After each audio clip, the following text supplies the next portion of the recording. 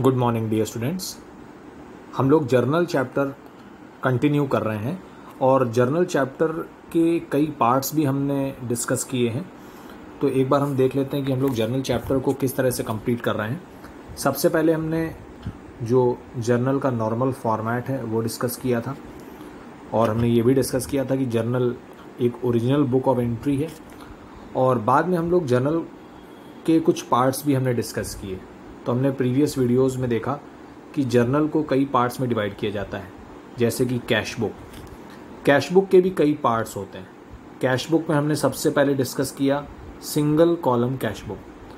फिर हमने देखा डबल कॉलम और ट्रिपल कॉलम भी होती है, तो हमने ट्रिपल कॉलम डायरेक्टली डिस्कस कर लिया। फिर हमने देखा कि पेटी कैश बुक भी होता है। तो कैश बुक के 3 पार्ट हो गए, टोटल 4 पार्ट होते हैं, single column, double column, triple column और पेटी कैश बुक। तो इस तरह से हमने कैश बुक को कंप्लीट किया। फिर हमने देखा कि जर्नल के और भी कुछ सब्सिडियरी बुक्स होते हैं, जैसे कि परचेज बुक, फिर सेल्स बुक, फिर परचेज रिटर्न बुक और फिर सेल्स रिटर्न बुक। और अगर कोई ट्रांजैक्शन किसी भी बुक में नहीं आ सकता तो वो जर्नल प्रॉपर में आता है। तो इस तरह से जर्नल के हमने कई पार्ट्स देखे। इन सभी को हम लोग बोलते हैं स्पेशल पर्पस सब्सिडियरी बुक्स या special purpose journals. So these are special purpose journals. तो कैश ट्रांजैक्शंस हमने सारे के सारे रिकॉर्ड किए कैश बुक में, और जो क्रेडिट ट्रांजैक्शंस थे वो हमने बाकी जो बची हुई बुक्स हैं उसमें रिकॉर्ड किए। तो इस तरह से जर्नल को हमने कंप्लीट किया। अब हम लोग आज देखेंगे कि जर्नल में अगर हमको जीएसटी की एंट्रीज भी करनी हो तो किस तरह से की जाएंगी, क्योंकि बहुत सारे ट्रांजैक्शंस ऐसे होंगे जिसमें हमको टैक्स भी अप्लाई करना होगा। और कौन सा टैक्स हमें अप्लाई करना होगा? GST, goods and services tax. तो अब हम लोग जर्नल में ऐसी एंट्रीज देखेंगे जिसमें हमें जीएसटी अप्लाई करना है। जीएसटी के ट्रांजैक्शंस आपसे कैश बुक में, परचेज बुक में, सेल्स बुक में, परचेज रिटर्न और सेल्स रिटर्न बुक में नहीं पूछे जाएंगे। ये ट्रांजैक्शंस आपसे जर्नल में पूछे जाएंगे। जर्नल का जो नॉर्मल फॉर्मेट हमने देखा था, जो सबसे पहले हमने जर्नल का फॉर्मेट डिस्कस किया था, तो जर्नल का क्वेश्चन जब पूछा जाएगा तब ये जीएसटी के ट्रांजैक्शंस आपसे पूछे जा सकते हैं। तो इस ईयर के लिए, इस पर्टिकुलर एकेडमिक ईयर के लिए कैश बुक और बाकी बुक्स में जीएसटी के ट्रांजैक्शंस को हटाया गया है। तो जर्नल में अगर जीएसटी के ट्रांजैक्शंस आते हैं तो उसको हम किस तरह से करेंगे, अब हम लोग ये देखेंगे। तो सबसे पहले हम जीएसटी का एक ओवरव्यू ले लेते हैं कि किस तरह का टैक्स है जीएसटी। तो जीएसटी एक इनडायरेक्ट टैक्स है और ये कॉम्प्रिहेंसिव टैक्स है। कॉम्प्रिहेंसिव टैक्स का मतलब हो गया कि इसमें कई सारे टैक्सेस को मर्ज कर दिया गया है।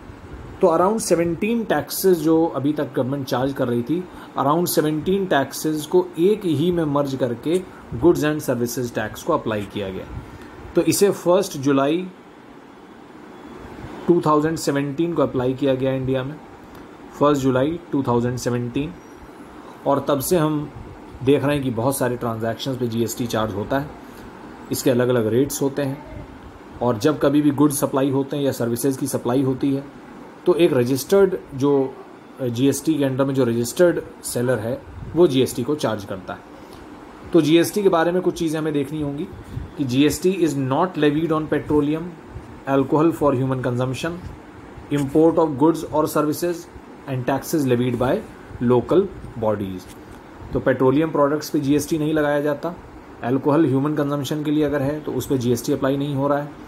गुड्स की इंपोर्ट एक्सपोर्ट पे अप्लाई नहीं हो रहा है, क्योंकि उस पर इंपोर्ट ड्यूटी और अलग टैक्सेस लगते हैं।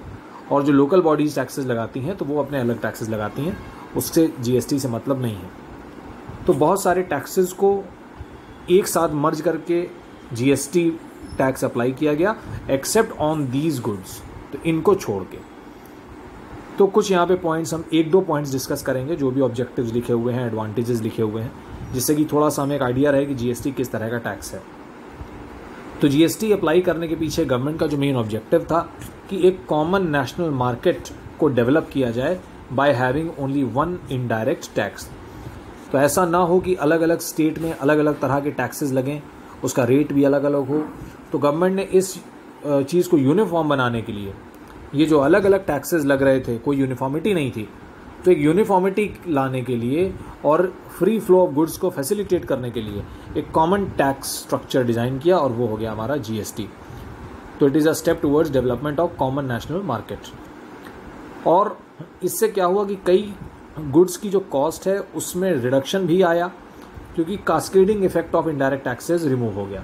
कास्केडिंग इफेक्ट का मतलब होता है कि टैक्स पे टैक्स लगना, कि अगर किसी प्रोडक्ट पे एक बार टैक्स लग चुका है पहले, तो जब नेक्स्ट टाइम टैक्स अप्लाई होगा तो फुल अमाउंट पे लगाया जाता था टैक्स। इसका मतलब जो अमाउंट टैक्स ऐड होके आया है ऑलरेडी, उसी पे आप नेक्स्ट टाइम टैक्स लगा रहे हैं, तो टैक्स पे टैक्स लगता चला जाता था। तो ये चीज़ जीएसटी ने रिमूव किया। तो कास्केडिंग इफेक्ट जो था इनडायरेक्ट टैक्सेस का, उसको रिमूव किया और टैक्स की पूरी प्रोसेस को सिंप्लीफाई किया, तो बिजनेस करना भी आसान हो गया।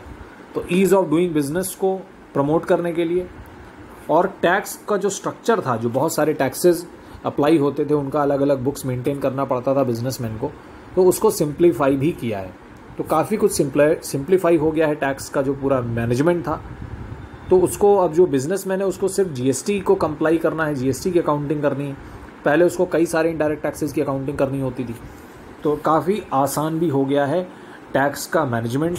तो it has proved better and effective. तो ये इसके कुछ ऑब्जेक्टिव्स थे। उसके बाद अगर हम कैरेक्टरिस्टिक्स देखें जीएसटी की, तो it is a comprehensive tax. अभी मैंने बताया कि 17 इनडायरेक्ट टैक्सेस को जो अलग अलग स्टेट गवर्नमेंट्स और सेंट्रल गवर्नमेंट अप्लाई कर रही थी, तो उनको एक साथ मर्ज करके जीएसटी ने उसको रिप्लेस कर दिया। उसके बाद ये कौन कलेक्ट करता है? इसको सिर्फ और सिर्फ एक रजिस्टर्ड टैक्स पेयर कलेक्ट करता है। इसका मतलब if you are a businessman, so you have to be registered under GST. आपको जीएसटी रजिस्ट्रेशन कराना होगा, तभी आप जीएसटी कलेक्ट कर पाएंगे कस्टमर से। और जो जीएसटी आपने ऑलरेडी पे कर दिया है at the time of purchasing goods, उसका आप रिफंड गवर्नमेंट से क्लेम कर पाएंगे। तो अगर आप रजिस्टर्ड नहीं है, तो जो टैक्स आपने एक बार पे कर दिया, फिर आप उसका रिफंड गवर्नमेंट से क्लेम नहीं कर पाएंगे।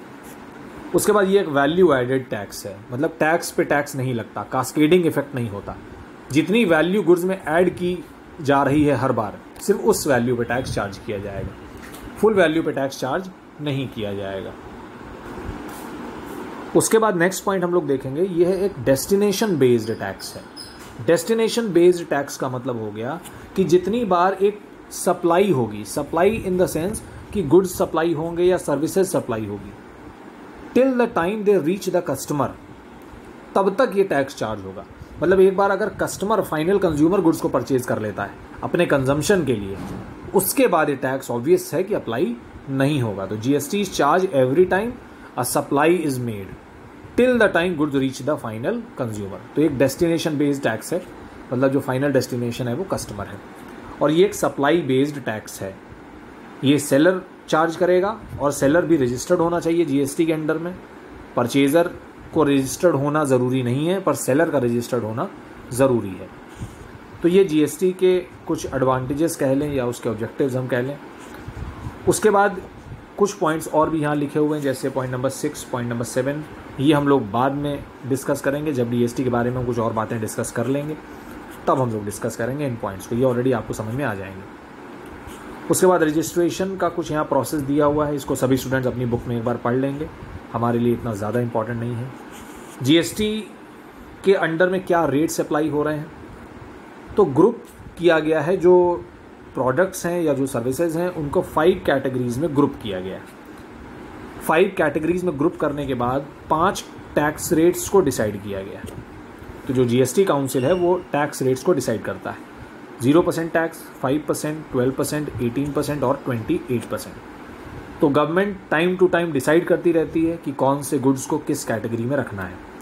किसी गुड्स पे अगर टैक्स रेट कम करना है हमको, तो हम उसको 0% या 5% में रख देंगे।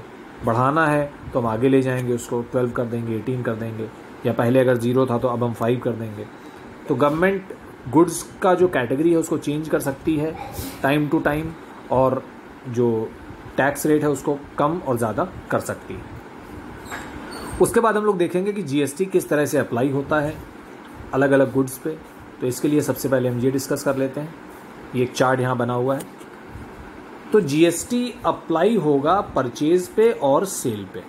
तो GST is applied on purchase और सेल ऑफ गुड्स। तो जब आप परचेज करेंगे तो टैक्स आप पे करते हैं, तो परचेज के टाइम पे टैक्स पे किया जाएगा।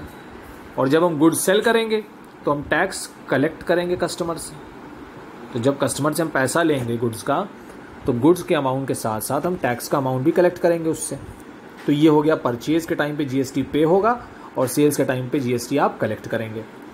परचेज को यहाँ पे दो पार्ट में डिवाइड किया जाएगा, इंटर स्टेट और इंट्रा स्टेट। इंटर स्टेट का मतलब किसी दूसरे स्टेट से गुड्स आपने खरीदे, तो हम यूपी में रह रहे हैं, हो सकता है गुड्स हमने राजस्थान से खरीदे हों, तो ये हो गया इंटर स्टेट। और अगर आप यूपी के अंदर से ही गुड्स खरीद रहे हैं तो ये होता है intra state, that means with in the state. इसी तरह से सेल्स भी है, गुड्स आप सेल भी कर सकते हो किसी दूसरे स्टेट को और विद इन द स्टेट भी आप सेल कर सकते हो।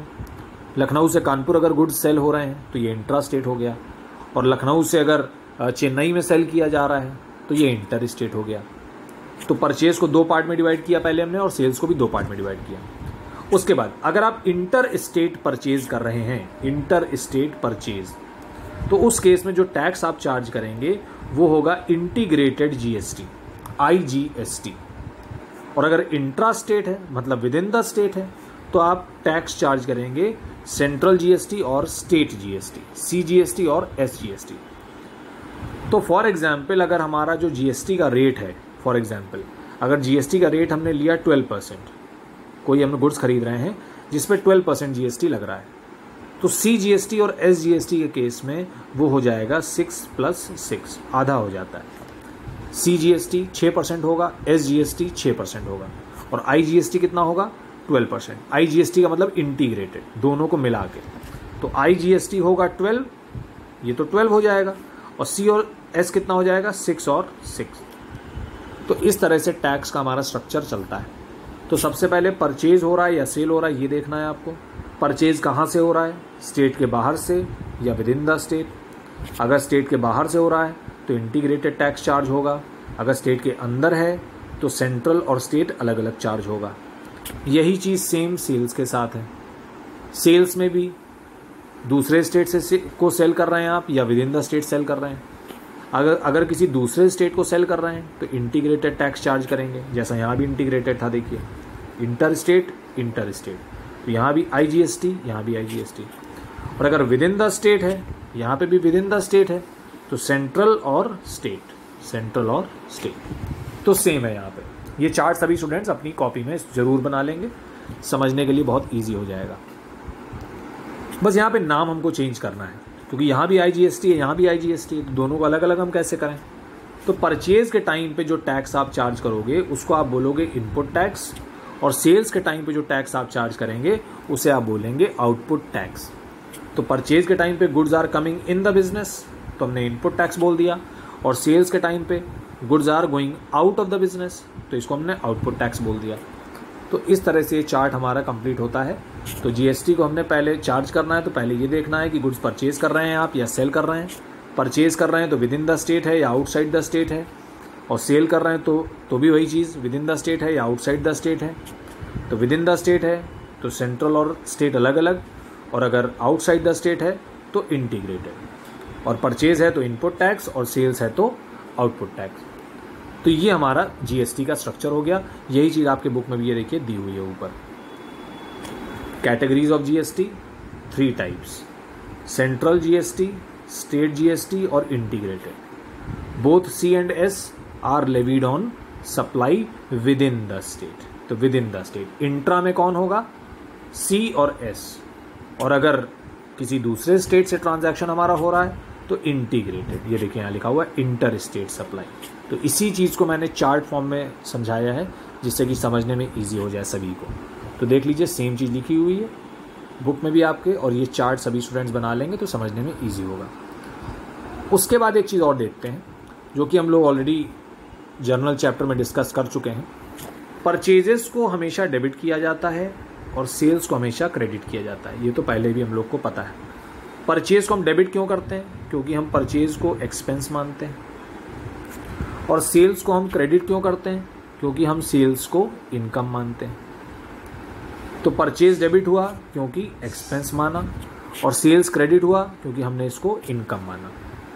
अब अगर परचेज डेबिट होगा तो जीएसटी का क्या करना है, डेबिट करना है या क्रेडिट करना है। तो अगर परचेज डेबिट होगा तो जीएसटी भी डेबिट होगा, ये ध्यान रखेंगे सभी स्टूडेंट्स। और सेल्स क्रेडिट होगा तो जीएसटी भी क्रेडिट होगा। अब जीएसटी को अगर आप डेबिट कर रहे हो तो आप क्या सोच के डेबिट कर रहे हो? क्या इसको भी आप एक्सपेंस मान रहे हो? जैसे आपने परचेज को एक्सपेंस माना तो डेबिट किया, तो जीएसटी को अगर आप डेबिट कर रहे हो तो क्या इसको भी एक्सपेंस मान रहे हो इसलिए डेबिट कर रहे हो? ऐसा नहीं है। जीएसटी को हम एक्सपेंस नहीं मान रहे हैं, जीएसटी को हम असेट मान के डेबिट कर रहे हैं। जीएसटी को हम असेट मान रहे हैं। कौन से जीएसटी को? इनपुट जीएसटी को। इनपुट जीएसटी को आप असेट मान रहे हैं इसलिए आप डेबिट कर रहे हैं। जब हम गुड्स परचेज करते हैं तो हम टैक्स का पेमेंट करते हैं, तो मतलब हमने इनपुट टैक्स पे कर दिया होगा। और गवर्नमेंट का सिस्टम है कि जो टैक्स आप पे करते हो वो टैक्स गवर्नमेंट आपको बाद में रीफंड कर देती है। तो इसका मतलब ये पैसा जो इनपुट जीएसटी का पैसा है, ये पैसा हमें गवर्नमेंट से वापस लेना है, ये पैसा हमें वापस मिल जाएगा। तो पैसा वापस मिल जाएगा इसलिए हम इसको एज एन असेट ट्रीट कर रहे हैं, इसलिए हम इसको डेबिट कर रहे हैं। तो असेट भी डेबिट होता है, एक्सपेंस भी डेबिट होता है। तो यहाँ पे हमने इसको डेबिट किया है as an asset and not as an expense. अब क्रेडिट पे आ जाते हैं। जब आप गुड्स सेल करेंगे तो आपने आउटपुट जीएसटी को क्रेडिट किया है। तो क्या सोच के क्रेडिट किया है आपने? सेल्स को आपने क्रेडिट किया। क्यों किया? क्योंकि ये आपकी इनकम थी, आप इसको इनकम मान रहे थे। आउटपुट जीएसटी को आपने क्रेडिट किया, तो क्या आपने इसको इनकम मान के क्रेडिट किया? ऐसा नहीं है, हमने इसको लायबिलिटी मान के क्रेडिट किया। लायबिलिटी क्यों माना? क्योंकि जब आप गुड्स सेल करते हैं तो कस्टमर से आप टैक्स का पैसा कलेक्ट करते हैं। कस्टमर ने आपको टैक्स का पैसा भी दिया है साथ में, और ये जो टैक्स का पैसा आपने कलेक्ट किया है ये पैसा आपका नहीं है, ये पैसा गवर्नमेंट का है। तो ये पैसा जो आउटपुट जीएसटी है ये पैसा हमें गवर्नमेंट को डिपॉजिट करना है। तो अभी हमने ये पेमेंट डिपॉजिट नहीं किया है, तो इसलिए एज अ लायबिलिटी हमने इसको क्रेडिट किया। तो जीएसटी को डेबिट या क्रेडिट करने के पीछे ये कंसेप्ट है। तो हम इनपुट जीएसटी को डेबिट करते हैं एज एन असेट और हम आउटपुट जीएसटी को क्रेडिट करते हैं एज अ लायबिलिटी। तो सेल्स भी क्रेडिट होगा तो आउटपुट जीएसटी भी क्रेडिट होगा, परचेज डेबिट होगा तो इनपुट जीएसटी भी डेबिट होगा। लेकिन क्या सोच के हमने डेबिट किया ये भी हमने डिस्कस कर लिया, एज एन असेट और एज अ लायबिलिटी। असेट क्यों माना? क्योंकि ये पैसा गवर्नमेंट आपको रिफंड करती है आगे चल के। और लायबिलिटी क्यों माना? क्योंकि ये पैसा गवर्नमेंट को आप डिपॉजिट करेंगे। यही चीज़ ऊपर पॉइंट नंबर 6 और 7 में लिखी हुई थी, जिसको मैंने कहा था कि हम लोग बाद में डिस्कस करेंगे। ये देखिए यहाँ लिखा हुआ है, if input credit of GST is allowed it is an asset और लायबिलिटी। तो आउटपुट जीएसटी को हम एज अ लायबिलिटी ट्रीट कर रहे हैं because it is payable in the government account, और एज एन असेट हम ट्रीट कर रहे हैं because it is refunded by the government, it can be set of. हम इसको आउटपुट जीएसटी में से एडजस्ट कर सकते हैं। तो ये सोच के हम इसको डेबिट और क्रेडिट करते हैं। तो आई होप ये चार्ट सभी स्टूडेंट को समझ में आ गया होगा ईजिली। उसके बाद इंट्रा स्टेट और इंटर स्टेट का मीनिंग हम लोग ऑलरेडी क्लियर कर चुके हैं। यहाँ लिखा हुआ है what is intra state supply.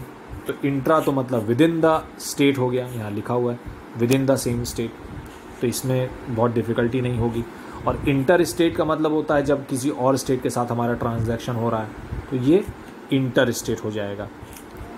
तो इस तरह से इंट्रा और इंटर स्टेट का हमने मतलब समझ लिया, और कौन सा जीएसटी चार्ज होगा इंट्रा और इंटर में ये भी हमने डिस्कस कर लिया। अब जीएसटी के कुछ इंपॉर्टेंट पॉइंट्स हैं। ऑलरेडी मैंने बता दिया कि जीएसटी हमेशा एक रजिस्टर्ड सेलर चार्ज करेगा, यानी कि अगर आप बिजनेसमैन हैं तो आपका रजिस्टर्ड होना ज़्यादा ज़रूरी है। जो परचेज़ कर रहा है उसका रजिस्टर्ड होना इतना ज़रूरी नहीं है, क्योंकि अगर आप रजिस्टर्ड नहीं होंगे तो आप इनपुट जीएसटी का रिफ़ंड गवर्नमेंट से नहीं मांग सकते। अभी मैंने बताया कि इनपुट जीएसटी को हम लोग डेबिट करते हैं एज एन असेट, क्योंकि वो पैसा गवर्नमेंट हमको बाद में वापस कर देती है। तो जब आप रजिस्टर्ड ही नहीं हैं तो वो पैसा गवर्नमेंट आपको वापस नहीं करेगी, तो उसका क्लेम लेने के लिए हम अपने आप को रजिस्टर्ड करवाते हैं जीएसटी में। तो GST is charge by the registered seller, और किस चीज़ पे चार्ज होगा? गुड्स और सर्विसेज पे चार्ज होगा, और both at the prescribed rate. तो गवर्नमेंट ने रेट प्रेस्क्राइब कर रखा है, और कौन सा रेट पे आप चार्ज करेंगे? वो रेट जिसमें से डिस्काउंट आप माइनस कर देंगे पहले। तो हमने कई बार देखा कि ट्रेड डिस्काउंट और कैश डिस्काउंट तो हम लोग ऑलरेडी पढ़ चुके हैं जर्नल में। तो ट्रेड डिस्काउंट और कैश डिस्काउंट माइनस करने के बाद जो अमाउंट आएगा उस पर टैक्स आप निकालेंगे, क्योंकि अगर आपने पहले ही टैक्स निकाल लिया और बाद में डिस्काउंट कैलकुलेट किया तब तो आपने टैक्स पे भी डिस्काउंट निकाल लिया फिर। तो टैक्स पे डिस्काउंट देने का राइट आपको नहीं है। टैक्स अमाउंट जो है वो गवर्नमेंट का है, तो उस पर डिस्काउंट देने का राइट आपका नहीं है। तो पहले जो गुड्स की कॉस्ट है उसमें से डिस्काउंट आप माइनस कर लीजिए। डिस्काउंट माइनस करने के बाद जो वैल्यू आएगी उस पर टैक्स आप कैलकुलेट करिए, क्योंकि एक बार जो टैक्स आपने कैलकुलेट कर लिया फिर वो टैक्स आपको गवर्नमेंट को देना ही देना है। उस पर आप फ्यूचर में कोई डिस्काउंट नहीं अलाउ कर सकते किसी को। तो ये ध्यान रखेंगे।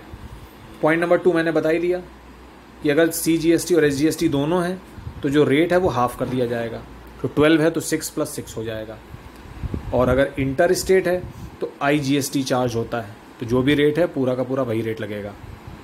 GST charge by the seller is output GST is a liability. अभी मैंने डिस्कस कर लिया इस चीज़ को कि हम इसको लाइबिलिटी ट्रीट करते हैं। और GST जो हम पे करते हैं at the time of purchase उसको हम लिखते हैं इनपुट GST, और इसको हम डेबिट करते हैं। और किस अकाउंट में डेबिट करते हैं? Input GST account. तो इनपुट GST कोई भी हो सकता है, IGST भी हो सकता है और C और S दोनों हो सकते हैं एक साथ। तो ये सब चीज़ें ऑलरेडी हमने चार्ट में डिस्कस कर ली हैं। उसके बाद कुछ पॉइंट्स यहाँ लिखे हुए हैं कि जैसे अभी मैंने बताया आपको कि जो GST आप पे करते हो वो गवर्नमेंट आपको रिफ़ंड कर देती है, पर कुछ ऐसे ट्रांजैक्शंस भी होते हैं जब आपको टैक्स का अमाउंट रिफ़ंड नहीं किया जाता। तो ऐसा तब होता है जब आपने कोई एक्सपेंस किया है फॉर बिजनेस पर्पस, जो अपने बिजनेस के लिए आपने एक्सपेंस किया है या अपने पर्सनल पर्पस के लिए कोई एक्सपेंस आपने किया है। तो रिफ़ंड तो तब मिलेगा जब आप कस्टमर को गुड्स सेल करेंगे, कस्टमर से पैसा आप कलेक्ट करेंगे और उसी कलेक्शन में से आपने जो पेमेंट किया उसको आप एडजस्ट कर लेंगे। तो हो सकता है जब आपने गुड्स परचेज किए तो आपने 100 रुपीज़ का टैक्स पे किया, बाद में जब इन्हीं गुड्स को आपने सेल किया तो आपने कस्टमर से 170 रुपीज़ टैक्स कलेक्ट कर लिया। तो जो 100 रुपीज़ आपने पे किया है और 170 आपने कलेक्ट किया, तो गवर्नमेंट कहती है कि जो कलेक्शन आपने किया है वो हमको दीजिए। तो ये 170 रुपीज़ तो आप गवर्नमेंट को देंगे, लेकिन 170 रुपीज़ पे करने से पहले आप अपने 100 रुपीज़ इसमें से माइनस कर लेंगे। तो गवर्नमेंट ये नहीं कह रही है आपसे कि पूरा 170 दीजिए, गवर्नमेंट कह रही है जो टैक्स आप ऑलरेडी पे कर चुके हो उसको आप माइनस कर लो। तो आप 170 में से 100 अपना रख लेंगे जो आपने पे कर दिया पहले ही, तो आप सिर्फ 70 रुपीज़ गवर्नमेंट को दे देंगे। लेकिन कुछ ट्रांजैक्शंस ऐसे भी होते हैं जब आपको ये जो 100 रुपीज़ आपने पे किया है ये वापस नहीं किया जाता, मतलब आप टैक्स कलेक्ट नहीं कर पाएंगे दोबारा। आपने पे तो कर दिया लेकिन आप कलेक्ट नहीं कर पाए कस्टमर से, तो जब कलेक्ट कर ही नहीं पाए तो एडजस्ट कहाँ से करेंगे? जब 170 हमने कलेक्ट ही नहीं किया तो 170 कलेक्ट नहीं किया तो 100 उसमें से एडजस्ट कैसे करेंगे? तो कलेक्ट तो आप तभी कर पाओगे जब आप गुड्स को सेल करोगे या सर्विसेज को रेंडर करोगे। तो कई ट्रांजैक्शंस ऐसे होते हैं जिसमें हम दोबारा से सेल या दोबारा से सर्विस रेंडर नहीं करते। तो ऐसे कौन से ट्रांजैक्शंस होते हैं?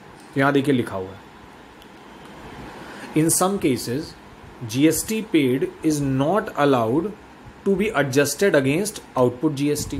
तो इनपुट GST आप पे करते हैं और आउटपुट GST आप कलेक्ट करते हैं, तो इनपुट में से आउटपुट को एडजस्ट कर लिया जाता है, लेकिन कभी कभी ऐसा अलाउ नहीं किया जाता। Hence input GST but it is an expense. तो वो इनपुट GST नहीं होता फिर आपके लिए, वो आपका एक्सपेंस हो जाता है। एक्सपेंस क्यों हो गया? क्योंकि अब तो पैसा वापस ही नहीं मिलना है आपको। तो अभी तक हम इनपुट GST को एक असेट मान रहे थे, इसीलिए उसको डेबिट कर रहे थे, लेकिन अब हम उसको एक्सपेंस मान रहे हैं क्योंकि वो पैसा आपको रिफंड नहीं मिलेगा, तो वो आपका खर्च हो गया। तो अब आप उसको इनपुट GST मत कहिए। इनपुट GST को अगर आप डेबिट कर रहे हो तो एज एन असेट ही डेबिट करो, एज एन एक्सपेंस आप डेबिट मत करिए उसको। तो ऐसे कौन से ट्रांजैक्शंस हो सकते हैं? अगर हमने बिल्डिंग को रिपेयर कराया, रिपेयरिंग में जो अगर हमने कुछ GST पे किया तो आपने पे तो कर दिया, पर अब आप रिकवर किससे करेंगे ये पैसा? कोई है नहीं जो आपको ये पैसा रिकवर करेगा, वापस देगा। तो रिकवरी तो होगी ही नहीं कभी। तो जब रिकवरी कभी होगी ही नहीं तो ये जो GST आपने पे किया है ये वापस आपको कहीं से मिलेगा ही नहीं, तो ये तो आपका एक्सपेंस ही हो गया। अगर आप रेस्टोरेंट जाते हैं, वहाँ पे आप जो बिल का पेमेंट करते हैं, तो ये पैसा तो आपको वापस नहीं करेगा कोई। उस फूड को आप दोबारा कैसे सेल करेंगे? आपने तो कंज्यूम कर लिया। तो रेस्टोरेंट के जो बिल्स हैं, जो रिफ़्रेशमेंट का एक्सपेंस होता है, उस पे जो GST हम पे करते हैं उसकी रिकवरी के कोई भी चांसेस नहीं है, वो पैसा आपको रिकवर नहीं हो सकता। इसलिए उसे आप अपना एक्सपेंस मानिए, उसका जो एडजस्टमेंट है गवर्नमेंट आपको ऑफ़र नहीं करेगी। किसी क्लब की अगर आप मेंबरशिप लेते हैं, हेल्थ या फिटनेस सेंटर की मेंबरशिप लेते हैं, तो ये तो आप अपने लिए ले रहे हैं, इसका पैसा वापस नहीं मिलेगा। आप हेल्थ इंश्योरेंस लेते हो, व्हीकल परचेज़ करते हो, स्टाफ को गिफ्ट देते हो, डोनेशन देते हो, फ्री सैंपल डिस्ट्रीब्यूट कर देते हो, अपने लिए गुड्स निकाल लेते हो, तो आपको खुद ही समझ में आ रहा होगा कि इन सभी ट्रांजैक्शंस में कोई पॉसिबिलिटी ही नहीं है कि हमको जीएसटी का पैसा रिकवर हो पाए, क्योंकि रिकवर तो तब हो पाएगा जब हम किसी भी तरह से इन गुड्स को कस्टमर को सेल करेंगे। तो यहाँ पे कस्टमर का तो इन्वॉल्वमेंट ही नहीं हो रहा है।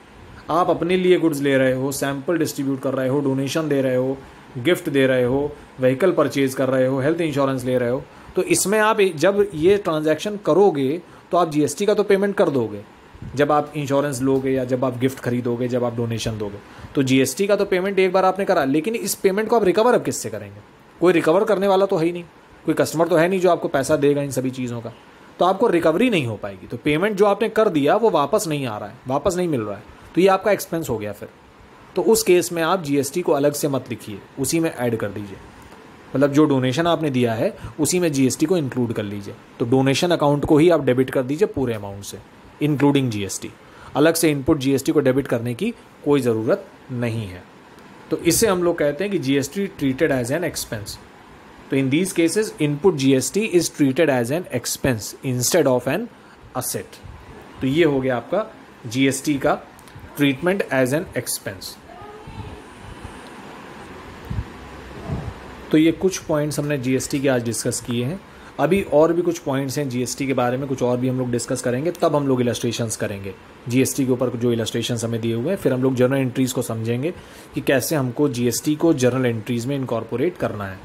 तो आज हम लोग ने जितना भी पढ़ा है सभी स्टूडेंट्स उसको अच्छे से अपनी बुक में देख लें और उसको रिवाइज कर लें। नेक्स्ट वीडियो में हम जीएसटी के बारे में और भी सीखेंगे। Thank you so much.